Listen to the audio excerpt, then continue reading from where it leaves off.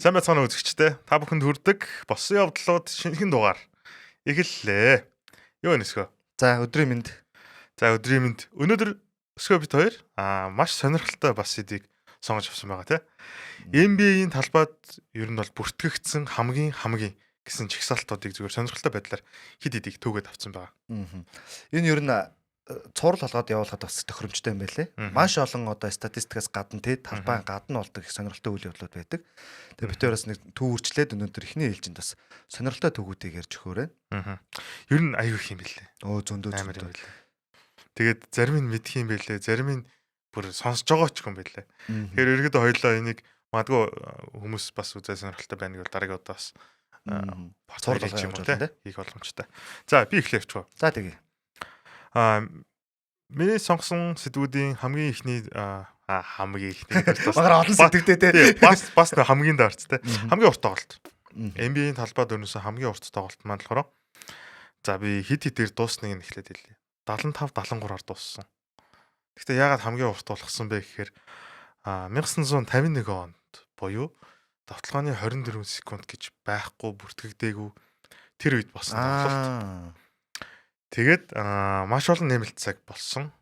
Тэгээ маш олондоо ер нь бол 6 нэмэлт цаг одоо болсон байгаа. Тэгээ боддоо бүхэл бүтэн үндсэн цаг дуусаад 6 нэмэлт цаг явхад 2 баг 75 73 гэдэг чинь 150 он авах байхгүй. Наач юу байсан юм шүү.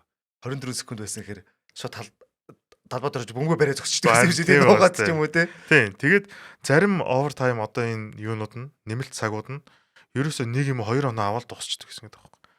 Тэгэхээр ингээ бодохоор зүгээр нэг довтлогоо юу гэдэг нь амжилттай болгоод илүү гарчингуудаа бөмбөгөө бариад. Тэгэхээр нөгөө нэг ямар нэг юм шинжлэгдээд сайжрах яг тэр шатан дээр ер нь юу одоо сайжруулах нэг харагддаг шүү дээ. Тэгээ яг тухайн үед л нөгөө одоо сайжруулах шаардлагатай юм. Яалтчгүй за довтлооны 24 секунд. Ер нь довтлооны хугацаатай байх шаардлагатай юм гэж үзээд тэгээд сүултээ одоо 54 онд довтлооны 24 секунд гаргаж ирж байсан юм байна.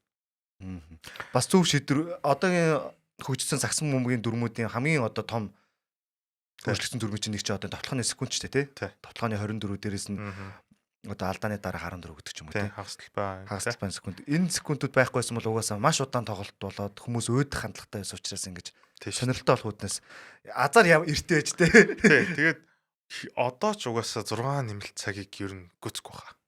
Эвдэгдэхгүй хаа. Тий. Тэгэхээр энэ бол NBA-ийн одоо талбайд бүртгэгдсэн хамгийн урт тоглолт юм байна. Indianapolis Olympians, Rochester Royals гэдэг хоёр багийн хооронд болсон юм байна шүү. Яа, тэрийг үдсэн хүмүүс нь бүр хэцүү санагдчихлээ. Захаад гарсан байх уу. Зарим нь бол угаасаа 6 нэмэлт цаг үзээд тэгээд нэг багийн довтлогоо хийж бөмбөгөө барьж нэгэрч одоо чанга байгаас тээ. Хэцүү үзэх. Ер нь хоёр нэмэлт цаг магч гэсэн ба ер нь урттай орчдөг шүү дээ. Тийм шүү дээ. 5 минутаар 5 үеийг тоглож байгаа шүү. 5 6 минут гэх. За. Чиний хувьд. За миний хувьд бас хамгийн тий. За саяхан энэ сэдвийг сонгохдоо би нөгөө саяхан Стив Кэри өгсөн ярилцлагатай холбоотой сонгоцсон. Стив Кэри сая ярилцлага өгөхдөө манай баг үр дүн байгаагүй юм олон аялан тоглолт хийчлээгээд. Аялан тоглолт ямар хүндүлээ тий. Тэгэхээр аялан тоглолтоос бас хожил ах өөрөө ямар хүндүлээ тий.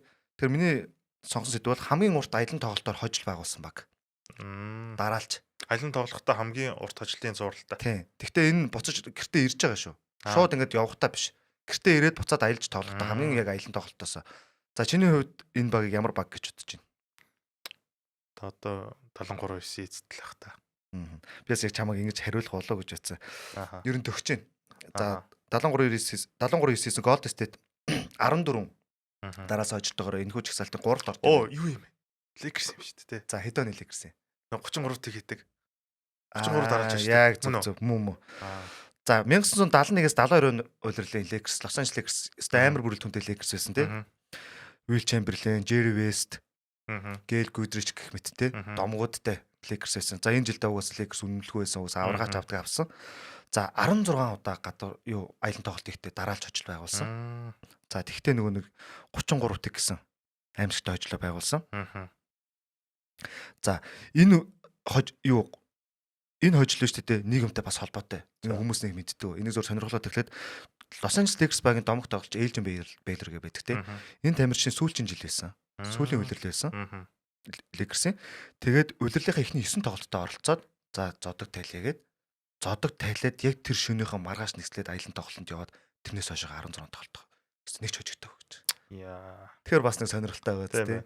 Нэгсэндээ тухайн тоглолт хүндэл үзүүлээд байгаа юм шиг тийм. Тийм ээ, те Бейлрийн хөдөлтийн жил дээр тэр нь бол Ингэж юу юм бэ? За саний хэлсэн энэ амжилтаа үзүүлэхээс гадна тэр үйлрэлдэ 71-ээс 72-ны үйлрэлдэ Lakers 69-13 гэсэн амжилттайгаар NBA бүх цаг үеийн хамгийн олон тоглолт хожсон удирлыг амжилтаа дуусгасан багаар бүртгэгдсэн. За энэ амжилтыг хожимд 24 жилийн дараа Chicago Bulls гэдэг баг эвдсэн. Тэр хүртэл энэ амжилт эвддэг байсан гэхээр тухайн үеийн Lakers ямар аимшигтай баг байсан гэдэг нь бас харагдаж байгаа. тийм байна. За энтэй ижилхэн хамгийн олон зүр гэртээ тийм гэртээ хожил дараалж байгуулсан багийг бас хайгаад үзлээ. Өөрхөн талбай. Өөрхөн талбай дээр. За энд багийг бол мэдээж Golden State баг тэргүүлж байна. За Golden State баг нийтдээ нөгөө нэг аимшигтж шүү дээ. Аимшигт гэдэг байгаа шүү дээ. 73 байсан. Тийм.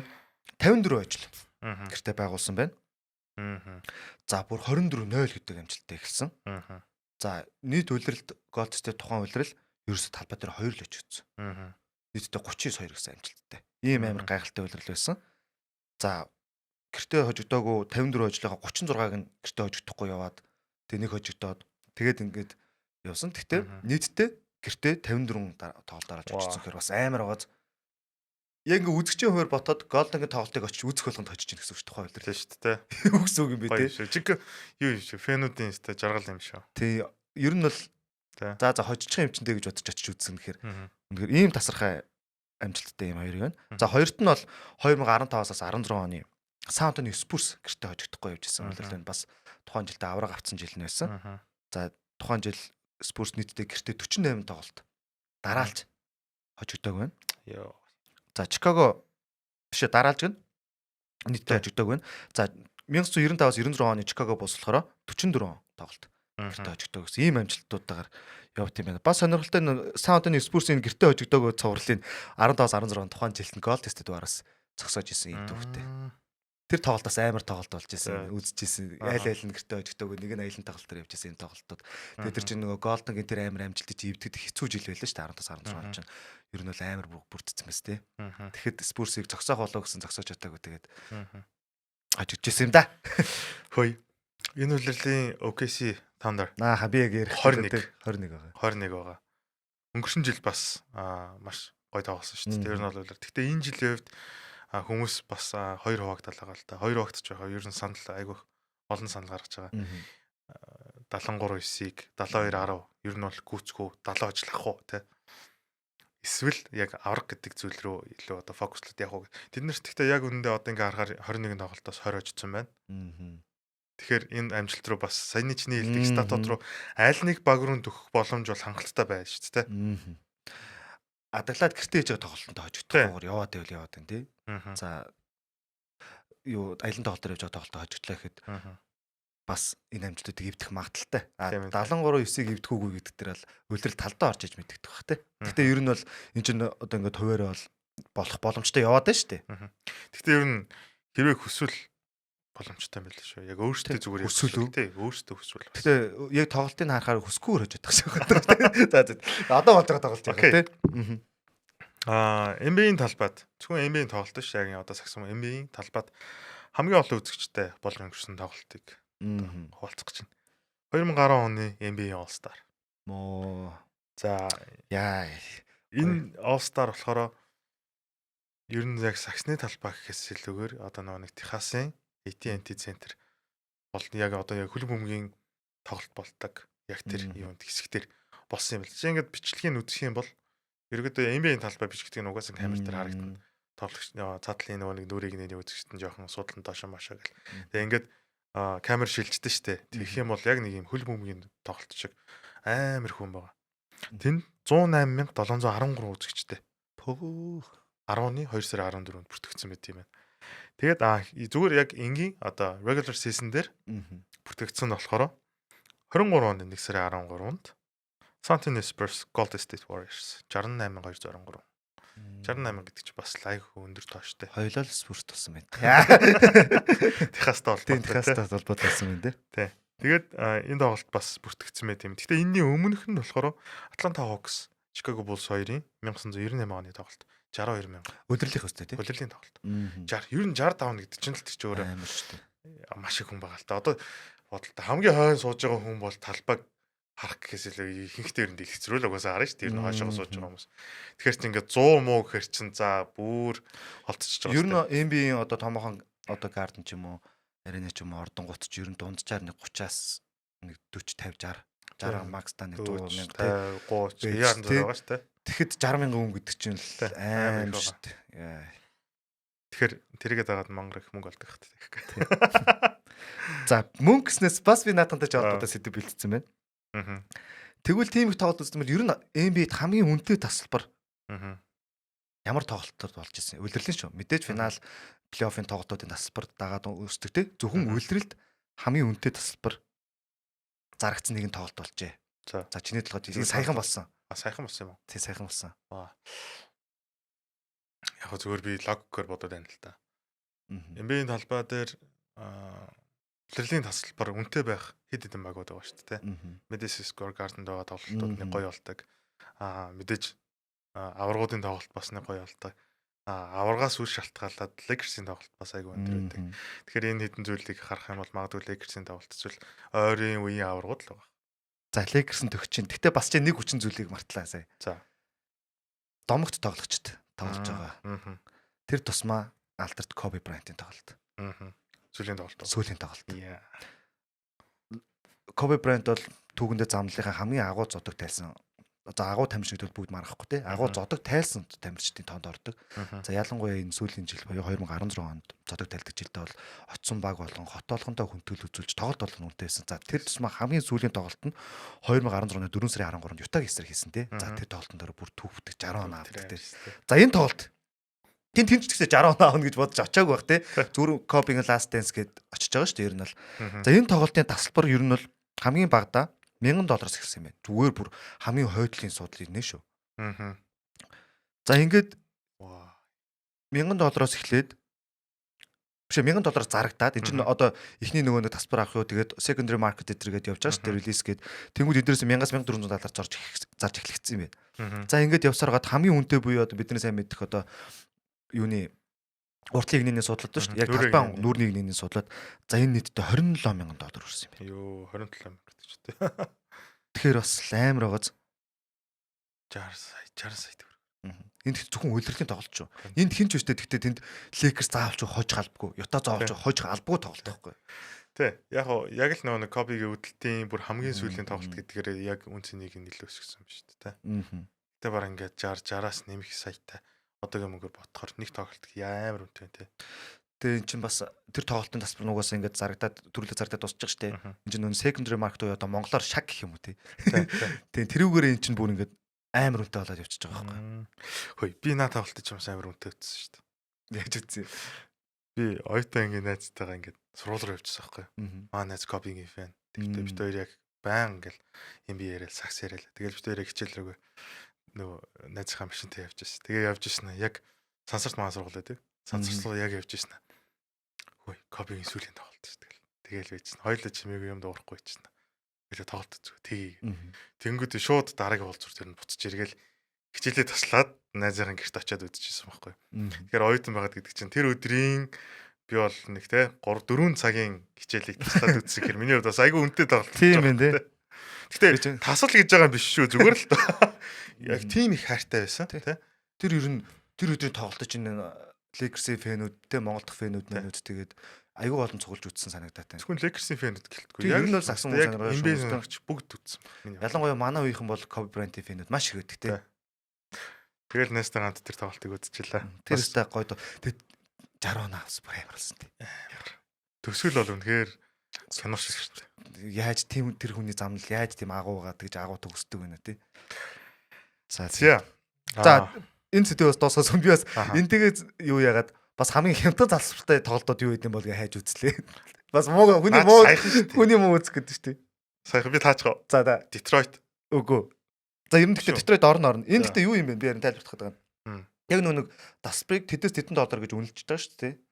Энэ болохоор бүх NBA багууд ижилхэн байдаг боловч чинь хамгийн гол юм нэг release date-ээс өмнө яг болж байгаа Dasprууд нь хамгийн үнэтэд орд юм байна л та. Тэгээ тэрүүр нь би тооцчихж байгаа. За getting буюу одоо хамгийн их удирдлын хамгийн ихний нээлтийн тасалбараар хамгийн хямдхан нь л би зүгээр онцолж байна. Энэ саяхан буюу 24-өөс 25 оны буюу 2 жил. Жилийн өнгөрсөн жилийн Utah Jazz тоглолтын тасалбар байсан гинэ. Аа. Энэ ерөөсдөө $11 зарагчсан гэж байна. Яа. Баг болгоны хамгийн улирлын нээлтийн тоглолтын тасалбарууд ер нь дунджаар $20-30 эхэлдэг бол Utah $11. За улирал эхлээд зүгээр нэг улирлын нөгөө нэг бүглээд дөрвөл тасалбар авдаг шүү дээ. Тэрүүгээр хамгийн хямдхан тасалбар авч ирсэн би бол 2020 оноос зүгээр сонирхоод үзэхэд $2-5 орчим хүртэл унсан багууд байна гинэ. Эдгээр нь ямар багууд байгаа гэхээр Utah, Phoenix, Memphis Grizzlies, Sacramento Kings гэсэн багууд. За мөн дээрээс нь Portland Trail Blazers бүр нэг тоглолтод бүр $2 хүртэл унж исэн юм. Тохиолдолд байт юм байна. Тэгэхээр одоо бүр $2 лорч хүн үзэхгүй байна. Тийм тохиолдол сайхан байна шүү дээ.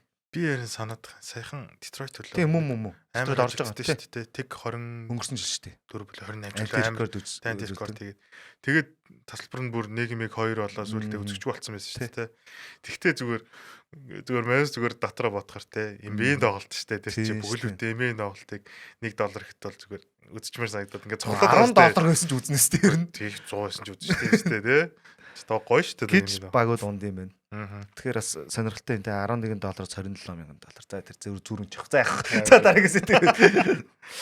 За NBA-ийн талбай дээр болсон хамгийн холоос шидсэн шидэлтүүд. Дундаас ер нь бол хамгийн холоос шидсэн гэсэн би 2 шидэлтийг онцлолоо. Дунд тэгэхээр юу юм уу? Зооны дотор гэжлээс. Гөө. Яг зүгээр NBA-ийн талбай дээр болсон л гэж Аа. байгаа. 2 шидэлт байна. Хоёулаа ер нь аягүй ойролцоо харагдаж байна. За нэг нь болохоор сайхан болсон. 2023 оны 1 сард Memphis Grizzlies багийн Zaire Williams бөмбөг самраас аваад өөрийнхөө хагас тойрог бүр дотроосоо шидсэн. Тэгээд яг цаг дуусах мөчөд нөгөөдг нэг орж байгаа. Яа, би санчлаа. Тэр ер нь шидэл гэхүү одоо юу гүү тэр их шидэл гэдэг одоо тэр чинь өөрийнхөө самраас аваад яг тэр өөрийнхөө будагтаа талбай одоо хагас тойрогоос хагас тойргийн гадна гэсэн шүү дээ. Тэгэхээр чинь амар холоо бастай. За нөгөөх нь болохоор 2001 онд бидний сайн мэдэх Baron Davis. Яг параллел харах юм бол тэр хагас тойрогийн ер нь бол яг параллел. Гэхдээ илүү нэг зах руугаа одоо сэлгээний тоглогчид байсан яг тэр хэсэг рүүгээ жоохон дайлээсаа одоо бичлэгийг харуулъя. Тэр хэсэгээс одоо яг савцсан байгаа байхгүй бас. Тэгээд энэ хоёр бол яг NBA-ийн талбай дээр одоо шидсэн трик шотууд шүү дээ. Хамгийн холоос ер нь бол хэцүү шүү. Хэцүү. Амар хол шүү дээ. Тэ? Бүтэн талбай барагт болчихж байгааз. Тийм тэр чин хэдийн харддаг лээ. NBA чин талбай том шүү дээ. FIBA-гийн залнаас том байдаг шүү дээ. Тэгэл бодоод үзэхээр энэ хоёр тоглогчийн өстой нөгөө нэг азад нь гизээ өдөрлөж таарсан л тэ. Бас сонирхолтой тий. Ингээд бодохоор Йокич нэг хэд хийж идэдэг тий. Тэгээд юу яд нь штэ яг талбайн гол молоос өөрийнхөө зооны 3 мураас байх штэ яг холтоо ордог. Гэхдээ энэ хоёр бол бүр хиттэрхий хол байсан миний хувьд бол. Зүгээр яг бөмбөг самбраас аваад шууд явуулаад нөгөөд нь хийж чинь гэдэг ч тэ. За нэг сонирхолтой зүгээр үний хажууд нэг дурдах юм нь болохоор хамгийн богино замналтай тоглогч чи сонсож байсан уу? Ер нь NBA одоо эмэд ороод хасагдсан гэсэн үг юу гэсэн үг тий. Талбай дээр өнгөрөөсөн минутаар хугацаа гарна. Гэхдээ би минут гэмээргүй хугацаа гарна. Өөр минут өрөхгүй. За энэ болохоор нэр нь уг нь үнэхээр гоё тоглогч. James Curry гэдэг хоёр тоглогчийн нэр орцсон байхгүй. Jameson Curry. James on Curry гэдэг чигтэй зүгээр бичих юм бол Jameson Curry 2010 онд Clippers багт дуудагдсан. Тэгээ нэг тоглолтын 3 дахь үеийн төгсгөлийн 3.9 секундэд талбайд гарсан бөмбөгийн дүрэг бүх угаасаа бөмбөд хүрч хамжаагүй төрч. Тэгээ 3 дахь үе дууссан дахиж талбайд гараагүй. Тэгээ бүр NBA-ийн талбайд ч гараагүй. Тэгээд түүний карьер 3.9 секундээр хаагцсан NBA. Тэгээд дахиж орж ирээгүй юм. Тэгэхээр амар гас тээ. Тэгээ одоо тэгтээ намдар дээр нь бичгэл байх л та тий. Бичэн штэ Clippers NBA Clippers тоглож исэн гээ тий. Манай Stone ч бас Clippers бас нэг хэдэн минут тоглосон байсан. Маа Stone хажууд нь Jake оноо мань авцсан тий. Тий.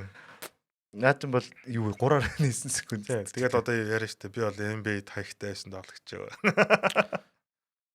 Тэгэхээр бас чанга байгаас тий 3-аар тий уус хэцүүлтэй юм би тэр нь орно гэдэг чи хэцүү талбай дээр гарна гэдэг чи бүр хэцүү шүү дээ. Ер нь тэр үнийг талбай дээр гарна гэдэг чинь. Гэтэ яг энэ статаараа ер нь бол зөвөр ингээ хүмүүс танигдсан баг. Тэгээ нэр мэрийн бол James Curry гэдэг. James Curry. Яг 10 онд энэ тий. Окей. За. За би энэ мэдээллийг болохоор Монгол төрчээс 2 эрхэмтэй шууд холбоно гэхгүй. Амар тоглож юм уу? Хамгийн олон тоглолтод хөөгдсөн тоглогч гэж байгаа. За энэ дэр Монгол төрчээс 2 тоглож байгаа хин 2 вэ? Яа Монголд юм уу? Гэтэ яг нэгтэн бишээ зүгээр жагсаалтанд байгаа. Яа за. За чи Монгол төрсэн тоглогчдоос бодоод хэлээ. Импортуудаас уу? Тий. Ийм биеийн түгэн ч үү. Тэгэхээр шууд 2 тоглогч л орж ирж байгаа зү. Cousins. 2 тоглогч гэдэг байгаа тий. Тий. Үгүй. Тэ нэг. За мэдгүй. Тоглоогүй гэдэгтэй. Тоглоогүй. Яг нь хуцаа алдаад явдаг. Стон хуцаалж л байна. Үгүй. Итрах авчирсан шүү дээ. Ди дуайта. За 2 тоглогч энэ жагсаалтанд байт юм байна. Дуайта орд иттэй замд 17 удаа хөөгдөж ирсэн байна талбайгаас. За ejection буюу хөөгдөлтөж маш олон төрөлтэй. Шүүгчтэй 100 бус авдаг шууд хөөгдөх, 2 техникийн алдаа аваад бол хөөгдөх, спортын бус алдаа хийх, тэ эсвэл үзэгчтэй 100 бусаар харьцах, шүүгчдийг доромжлох гэдэг ч юм уу тэ. Ингээд хөөгдөх маш олон эсрэг багийн тамирчиндээ зөв бүсүүлэл гаргах гэдэг ч юм уу те иймэрхүү маш олон төрлүүд байдаг. За энэ үйлдэлтэй ижлэр Dwight Howard нийтдээ 17 одоо хөөгдөж 3-т байдаг бол за манай одоо удахгүй дээдлэгт маань эрэхтэй Marcus Cousins нийтдээ 14 удаа юу NBA-ийн замналдаа хөөгдөж ижээ. Сахилахгүй наацтай. За энэгээрээ 6-т орд юм байна. Монголд их 2 эвгүй 2 гараад ирсэн үстэй. За нэгт Rashid Walsh гэж аимшигтай амт байна. За нийтдээ NBA-ийн замналдаа 29 удаа хөөгдөж ирсэн. Юу вэ? 29. Сая Dwight ч 14 15. Тийм. 2-д орж байгаа Draymond Green 23 удаа. За 23 гэдэг чинь нэг үлрэлийн 3-1 байгаас тээ. Чи гүцнэ гэж бодож байна. Нөгөөдөг чинь нөө. Магадгүй. Гүцэх магадaltaй л энэ. Тий. Draymond Green бол практикт нэг үлрэлийн 3-1 байгаас нэг 17-8 тоглолт өнжиж гэж бодоход бол хөөе. Тэгтээ ер нь гүцэх гэдэг албарт гэдэг юм шиг. Гүйлтэй. Гүйл хөлгөд одоо тэр юм юу гэж бодд юм байгаа. Тэгтээ хэцүү тий. Ер нь зүгээр дотор эсвэл гүцэх гэсэн хүсэл байдаг болов зорилго. Ер нь бол карьераа дуусгаад би гүцчихнэ гэдэг. Тийм бодохгүйгээр гүцчих واخ айгуул. Харин тий. За Rashid Walsh би дүгэнд ийм их алдаа явах тэнэстэй technical foul авч хөгдөж байгаа шүү дээ. Technical foul-ын загалмаас эцэг гэж дотороо зүгээр найзууд одоо багийнх нь ярьдаг заяа. Тэгээд хамгийн олон техникийн алд авсан буюу нийтдээ хөгдөх шүү. 2000-аас 2001 оны үйлрэлд 41 удаа техник авчихсан юм шүү дээ. Нэг үйлрэлд 2 тоглолтод нэг л явагдчих та. 2 тоглолтод нэг батараа байгааз. Эсвэл нэг тоглолтод нэг батараа гэдэг ч юм уу. Тэ ийм байдлаар явсараа 41 авчихсан байна. За нийтдээ карьерийнхаа турш 317 удаа техник алдаа авчихсан. 317 гэдэг чи юу вэ? Бэж та 4 бүтэн үйлрэлтэй ажиллах юм шүү дээ. Тэр чи нэг тоглолт баг нэгийг дунжлаад байгаа шүү дээ. Амар юм байна. Тэгээд за Rashid Walsh-ын ерөөдөө бол зарим мэдхгүйс танилцуулдаг. Маш өөрөө хамгаалт суурьсанд одоо тоглож байсан. Маш хүчтэй хамгаалт хийдэг. Хүчтэй заслаанууд тавьдаг. За дээрээс нь багаас сэргийхэд бол зарим тоглолтод албаар хүртэл техникийн алдаа авдаг. Шүүгчтэй хэрэлддэг. Эсрэг багийн тоглогчтойгоо trash talk хийдэг. Эсрэг багийн тоглогчоо одоо шүүгчийн нүднээс далдуур маш олон өдөөж яваад байгаа. Маш одоо тийм элдвтэй юм уу те. Тэгээ энэ өөрөө эцсийн дүн дээр Rashid Walsh өөрөө ихтэй ер нь багийнхан төлөө байсан гэдэг. Өөрөө л их юм дэврэн хүн байсан л та тий. Талбай дээр. Гэхдээ эцэст нь бол энэ хожигчгийн төлөө байсан гэж өөрөө хэлдэг. Яагаад гэхээр эсрэг баг жоохон сэргэлт аваад ингээ эрэхтэй үед надаасаар ингээд энийг унгааж чадах хүн байхгүй учраас би тентэн золиос бол заримдаа очдөг гэсэн гэж хэлсэн бэ тий. За нэг ингээд маш олон хөгж байгаад нэг амар сонирхолтой тохиолдол одоо бичлэгийг гаргаж чи тий. Түр шүүгч рүү харсны хөдлөөс хөгжижсэн үү юу? Бүр юу яцсан шүү дээ. Даслалцсан. Тэгээ шүүгч рүү хараад гүйж захтай. Энэ гэхдээ маш чухал тоглолт 2000 оны Western Conference финалд Los Angeles Lakers-тэй байсан. Portland-д очсон байсан жилдээ. Тэр жилдээ юу яцсан? Ингэж хөгжцсөн. Тэгээ тухайн цувралдаа мэдээж Portland ялж чадаагүй Lakers аваад авраг авсан. За дараагаар нь заяа. Түүхэнд хамгийн хурдан техник алдаа авсан тоглогчид бүртгэгдсэн байгаа. Оосоо. Тий. Энэ яасан бэхээр 2012 онд Нью-Йоркт ирсэн жилдээ. 1 минут талбай дээр гараад 1 минут 25 секунд болоо шууд хөгжсөн. Бүр хөгжсөн. Техник биш юм шүү дээ. Тий, шууд хөгжсөн. Их хөт.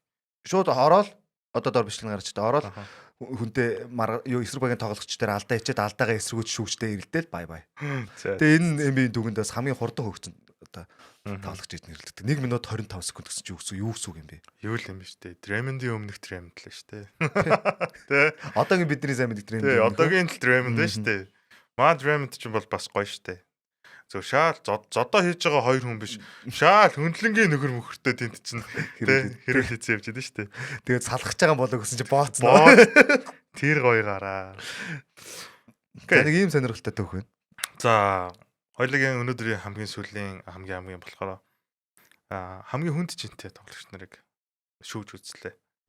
Тэгээд тэрэн дээрээс надаа олцсон мэдээлэл нь болохоор 2 м 8 см өндөртэй Оливер Миллер.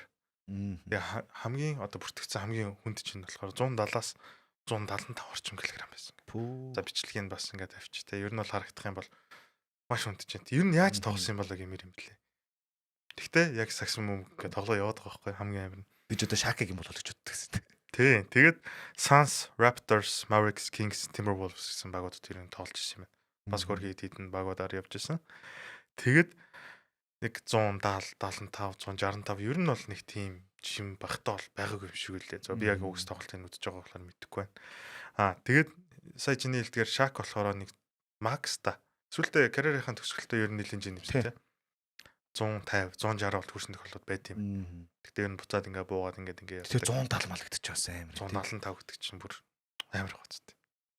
Тэгээд энэ чинь мэрэгжлийн сагсан юм. Тийм шүү дээ. Тэгээд мэрэгжлийн одоо топ зэрэглэлийн одоо багуудад ч гэсэн бас ингээд тоглосон байгаа байхгүй. Тэгэхээр гайхмаар сонин. Тэгээ бүтэн 4 үе тоглоно тий гэдэг байхгүй. Тэгээ яг 4 үед 4 тоглоагүй л бах та тий. Тэгээ олон мянга өгөхгүй л гэхдээ бас данстал явсан тоглож байгаа. Тэгээ зүгээр бодъё л да бидний мэдхээр сая Demarcus Cousins ирэхэд бүгд л аврагант юм байлээ. Тоглосон тоглогч нар нүртлээ. Нөгөө нэг цогтой хүртэл ярьцээд шүү дээ. Тэг гараа нэг ингээл өдөрсөн чи баг тийшээ ингээд нисчих гээдсэн тийм хүчтэй том байсан. Би зүгээр бодсоо. Demarcus Cousins ч өсрөөл цаа нэг 100 тавсан л тэнтэй бас 120 130 уу тий. Тэгэхэд 170 гэдэг бол дахиад нэг хүн нэмсэн байгаа шүү дээ. Тэгэхээр ер нь бол яг бүртгэгдсэн шалтгаан бол тодорхой юм байна. Бичлэгэн дээр харах юм бол. За, сонирхолтой мэдээлэл тий бас. Өнөөдөр Scope дээр NBA-ийн талбайд бүртгэгдсэн сонирхолтой хамгийн нэг төв үржлэн одоо хүргэлээ тий. Сонирхолтойгоорс нь хүргэлээ. Маш олон сэдвүүд байдсан юм байлээ. Тэгээд эх дугаарууд дээр ч гэсэн хэрэг боломж гарах юм бол өнөөдрийн сэдвийн part 1 2 3 ингээд цаашаага үргэлжлээд явах бах. Тэгээд өнөөдрийн сэдвтэ өнөөдрийн нэвтрүүлэгтээ бид хоёртай хамт байсан та бүхэнд баярлалаа. Эх дугаар дээр уулзлаа. Баяр таа үзэгчдээ.